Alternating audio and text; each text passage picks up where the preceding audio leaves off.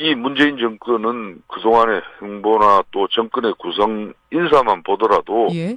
노무현 정권의 시즌2라고 생각합니다. 시즌2다? 그렇습니다. 그런데 이 원작을 망친 리메이크 영화처럼 시즌2가 훨씬 더 졸작이 않을 수 없다는 거예요. 리메이크 영화. 그걸 제가 왜 이런 이야기를 한가? 예.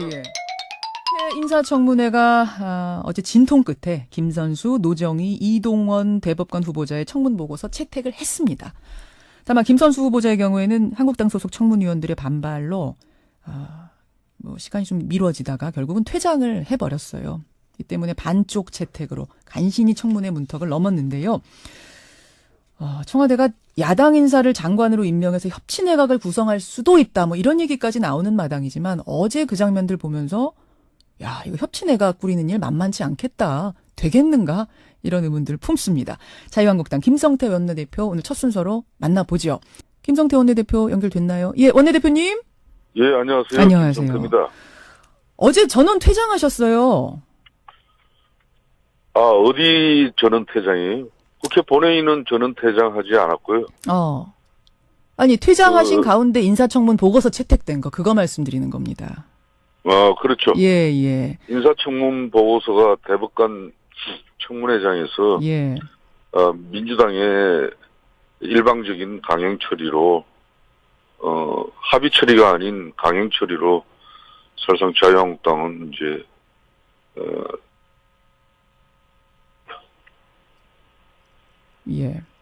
빠진 채 채택이 돼버렸죠.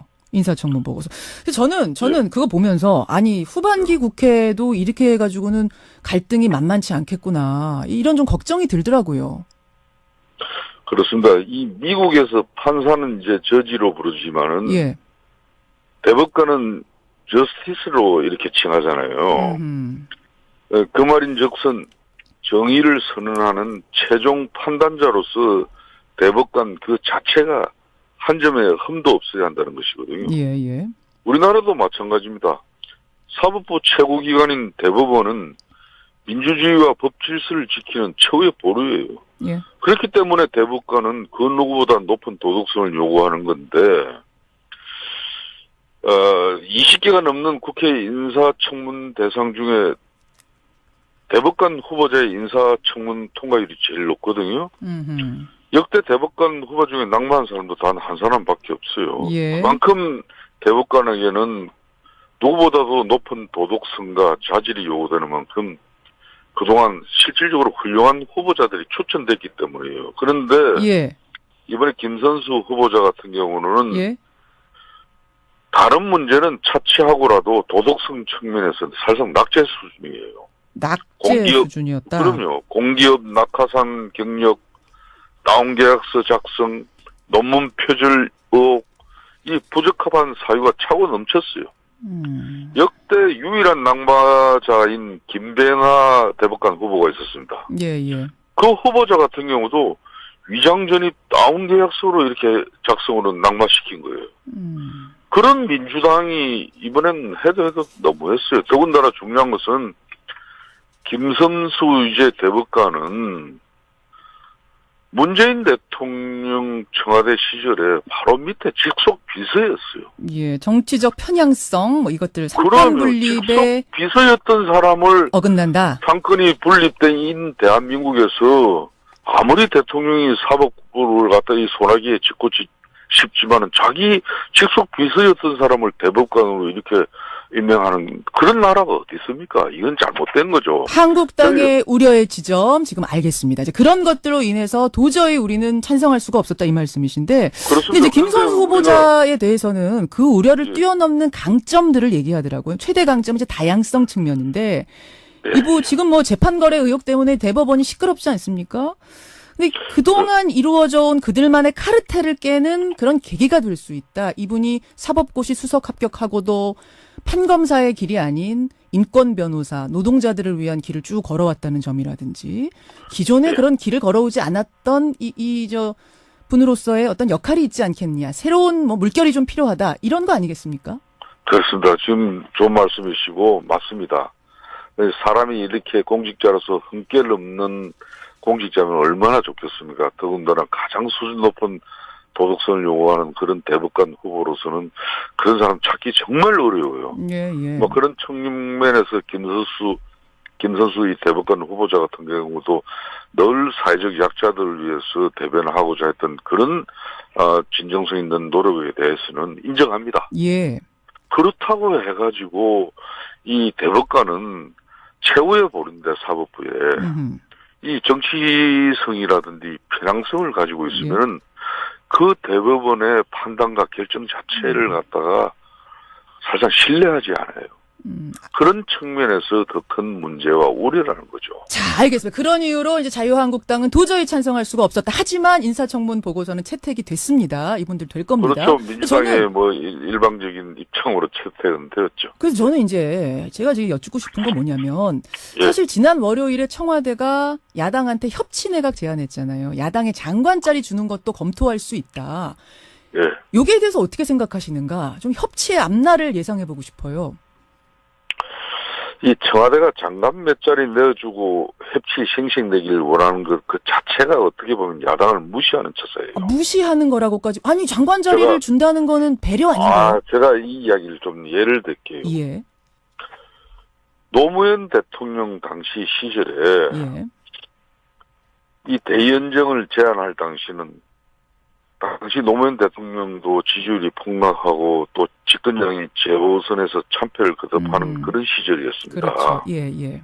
하지만 그 당시 노무현 대통령의 대연정 제안은 총리 지명권을 비롯해서 이 내각제 수준으로 권력을 나누겠다는 그런 당시로서는 굉장히 파격적인 제안이었어요. 예, 예. 또한 개헌이라든지 선거제도 개편을 통해서 지역구도를 극복했다는 그런 대의적인 명분도 충분히 있었습니다. 그럼에도 불구하고 이 문재인 정권은 그동안의 행보나 또 정권의 구성 인사만 보더라도 노무현 정권의 시즌2라고 생각합니다. 시즌2다? 그렇습니다. 그런데 이 원작을 망친 리메이크 영화처럼 시즌2가 훨씬 더 졸작이 않을 수 없다는 거예요. 뭐, 리메이크 영화. 그걸 제가 왜 이런 이야기를 하냐면, 시대가 바뀌고 국민들의 의식은 더 성숙해졌는데, 지지율 좀 떨어진다고 이걸 해피쇼로 무마하려는 그런 형태가 온당합니까? 이건 안 맞아요. 차라리 하려면은, 진짜 이런, 정치, 구조라든지 또 국가 체제에 정말 문제 많다 이렇게 하시면 연내에 이번에 후반기 국회의장 문희상 의장도 이 개헌을 하자고 그러니까 개헌을 통해서 국가 체제를 개편하고 또 선거구제도 바꿔내고 막 그러면서 이제는 좀 어떤 체제가 되더라도 좀 이렇게 연정의 체제 야권도 국정에 참여하는 그런 체제로 이렇게 크게 변화시킬 수 있는 그런 방향을 잡아야 되는 거지. 지금 뭐 보세요. 주고 정의당 장관 하나 주고 그런다고 그게 핵심입니까? 그러면 연정 정도의 제안이 들어온다면 모르겠지만 장관 자리 하나 나오는 것으로는 안 된다. 그렇습니다. 최소한 연정이다. 문재인 대통령 그래도 노무현 전 대통령의 정치적 대업을 이어받은 사람 아닙니까? 그러면은 당시 노무현 대통령이 대의 연정을 제안할 당시에 그 진정성 그런 걸 본인도 알고 있잖아요. 그 정도 의지를 가지고 제시해야지. 뜬금없이 청와대 김의겸 대변인 시켜가지고 이게 뭐 하는 겁니까? 이거 아무리 야당이 우습더라도 이 정치 이렇게 정도를 넘어서는 그런 정치를 청와대가 하면 안 되는 알겠습니다. 거죠. 이거 제가 월요일에 또 민주당분 나오시거든요. 그때 좀 이 요구에 대한 답은 듣도록 하고 시간이 별로 없지만 김성태 원내대표님 제가 한 가지만 더 여쭙겠습니다. 정치자금법. 고 노회찬 원내대표 발인이 이제 곧 있습니다. 연결식이 곧 있습니다. 이 이야기 뭐 2부에서 좀 길게 나누겠습니다만 정치자금법 문제가 다시 떠올랐어요.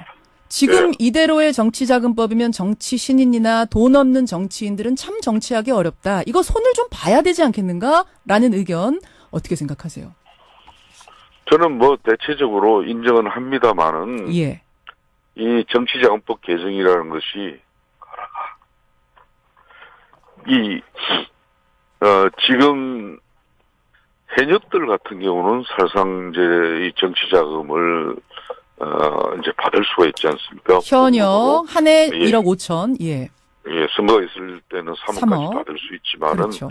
사실상 이 금액을 채운다는 것은 불가능해요.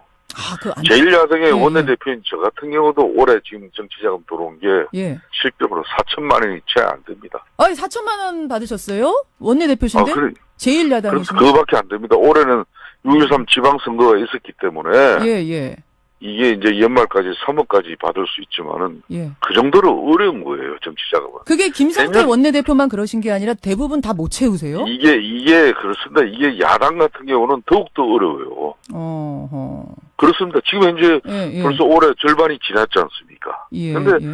4천만 원도 제가 아직까지 정치자금을 못 채웠어요, 후원금을. 예. 그만큼 어려운 문제입니다. 어허. 이 후원금 제도를, 정치자금 제도를 이제 원외 인사라든지 예. 정치 시민들에게도 이걸 열어준다는 거 당연히 좋은 일이죠. 그렇지만 현실적으로 이거는 사실상 우리 국민들이 정치에 대한 좀 더 우리가 정치를 잘해서 정치에 대한 국민적 신뢰도가 높아졌을 때 이런 소액 후원금 제도나 이런 걸 통해서 국민들의 좀 자발적인 참여가 높아질 건데 예, 아직은 좀 이르다고 보시는군요. 전혀 그렇지 못한 상황이에요. 근데 또 인기 있는 정치인들, 시민들에게 사랑 많이 받는 이런 정치인들은 그거 다 채우고도 더 받을 수도 있는데 그 받을 길이 없다, 뭐 막혀 있다, 또 이런 얘기도 들리긴 하더라고요.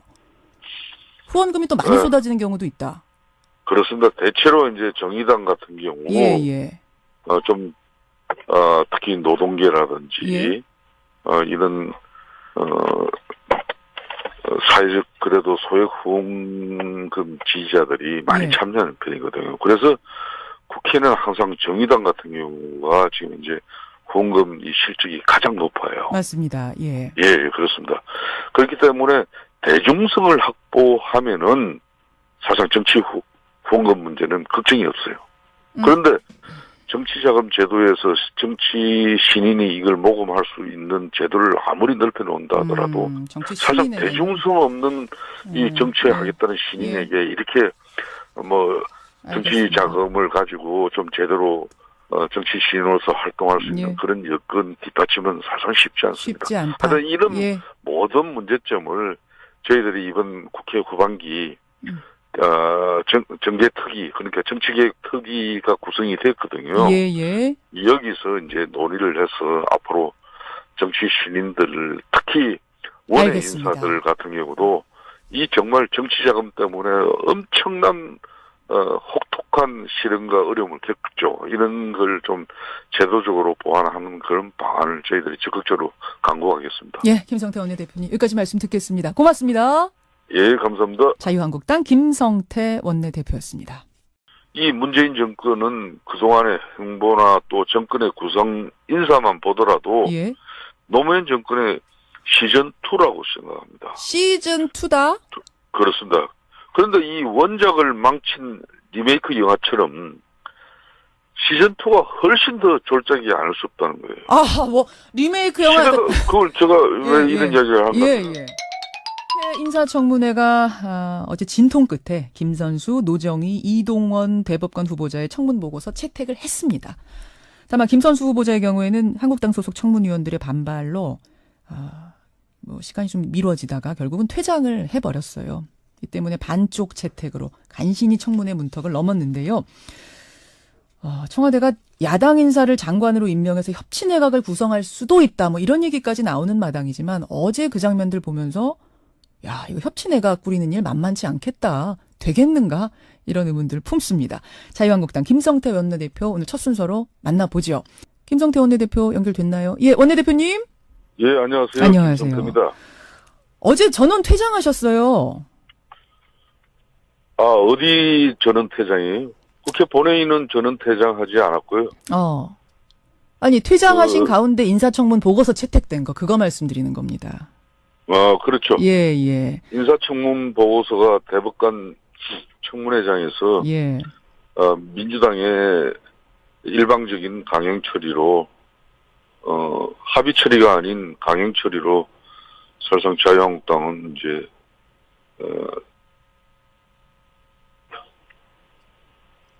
예. 빠진 채 채택이 돼버렸죠. 인사청문 보고서. 저는 그거 보면서 아니 후반기 국회도 이렇게 해가지고는 갈등이 만만치 않겠구나 이런 좀 걱정이 들더라고요. 그렇습니다. 이 미국에서 판사는 이제 저지로 부르지만은 예.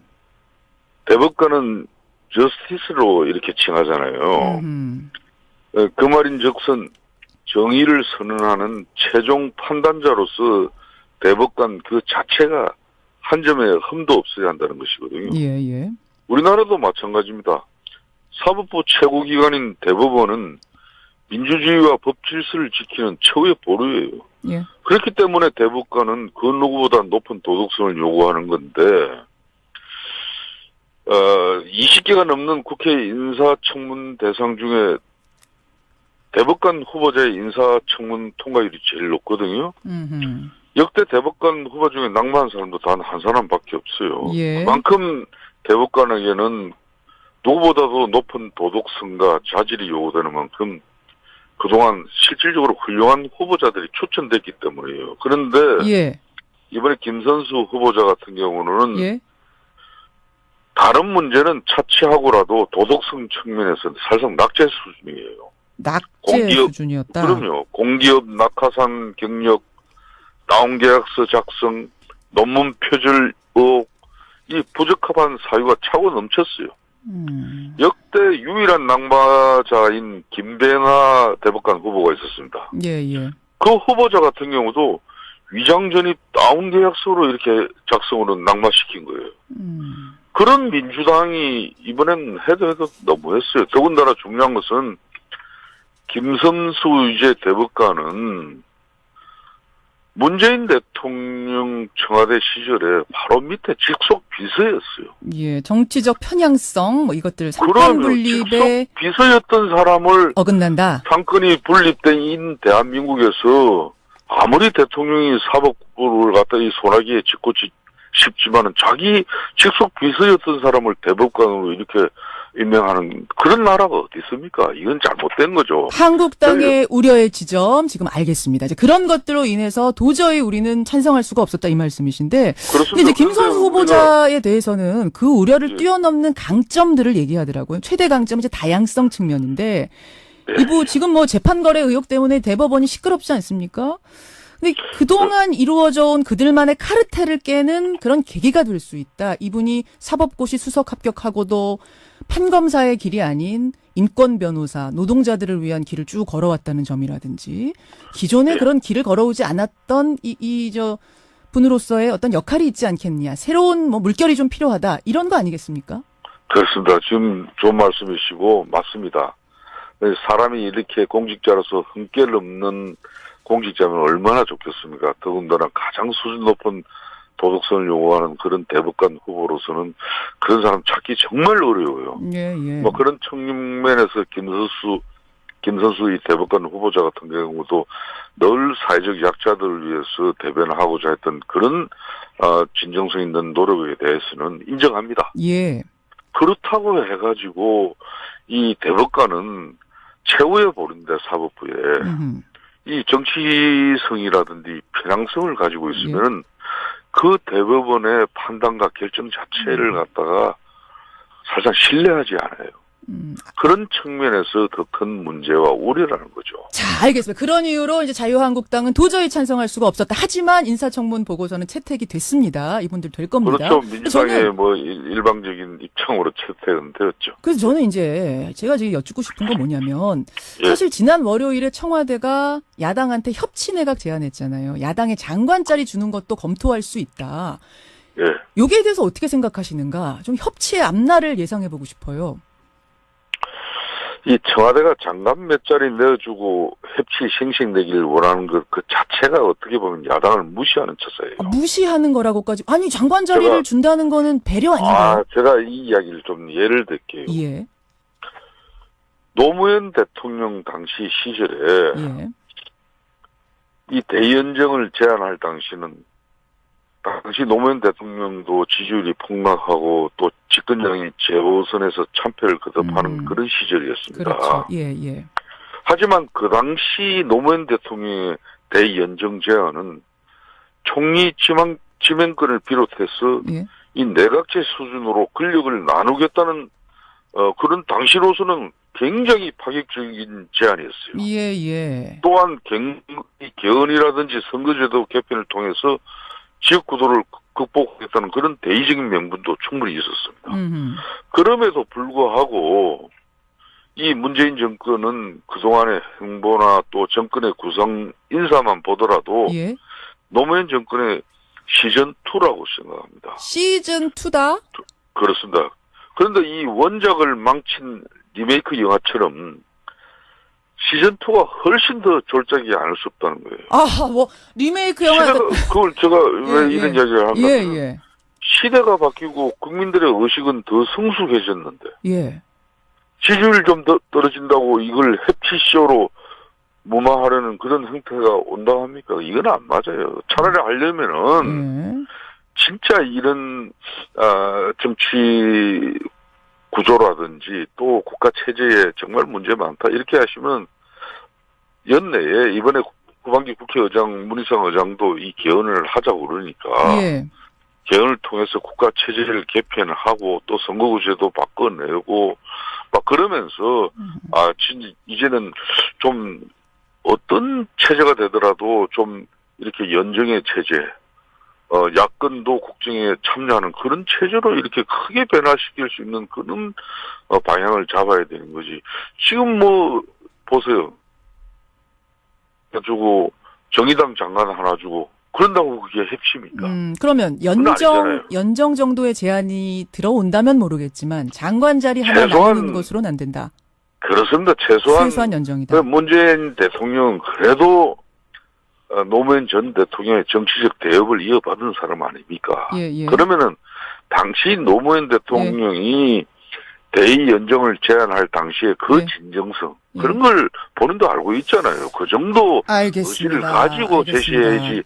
뜬금없이 청와대 김의겸 대변인 시켜가지고 이게 뭐 하는 겁니까? 이거 아무리 야당이 우습더라도 이 정치 이렇게 정도를 넘어서는 그런 정치를 청와대가 이렇게 하면 안 되는 알겠습니다. 거죠. 이거 제가 월요일에 또 민주당 분 나오시거든요. 그때 좀 이 요구에 대한 답은 듣도록 하고 시간이 별로 없지만 김성태 원내대표님 제가 한 가지만 더 여쭙겠습니다. 정치자금법.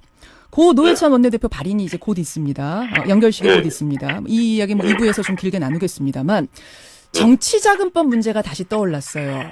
지금 이대로의 정치자금법이면 정치 신인이나 돈 없는 정치인들은 참 정치하기 어렵다. 이거 손을 좀 봐야 되지 않겠는가라는 의견 어떻게 생각하세요? 저는 뭐 대체적으로 인정은 합니다만은 예. 이 정치자금법 개정이라는 것이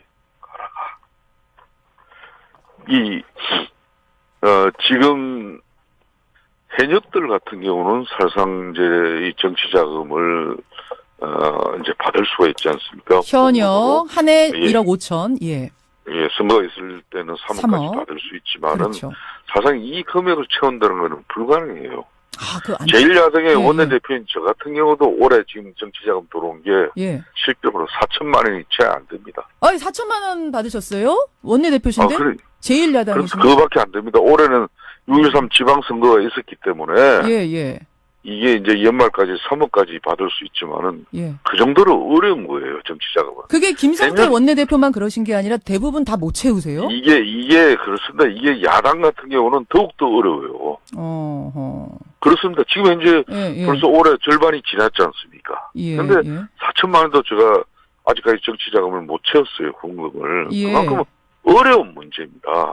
이 후원금 제도를, 정치자금 제도를 이제 원외 인사라든지 정치 시민들에게도 이걸 열어준다는 거 당연히 좋은 일이죠. 그렇지만 현실적으로 이거는 사실상 우리 국민들이 정치에 대한 좀 더 우리가 정치를 잘해서 정치에 대한 국민적 신뢰도가 높아졌을 때 이런 소외 후원금 제도나 이런 걸 통해서 국민들의 좀 자발적인 참여가 높아질 건데 아직은 좀 이르다고 보시는군요. 전혀 그렇지 못한 상황이에요. 근데 또 인기 있는 정치인들, 시민들에게 사랑 많이 받는 이런 정치인들은 그거 다 채우고도 더 받을 수도 있는데 그 받을 길이 없다, 뭐 막혀 있다 또 이런 얘기도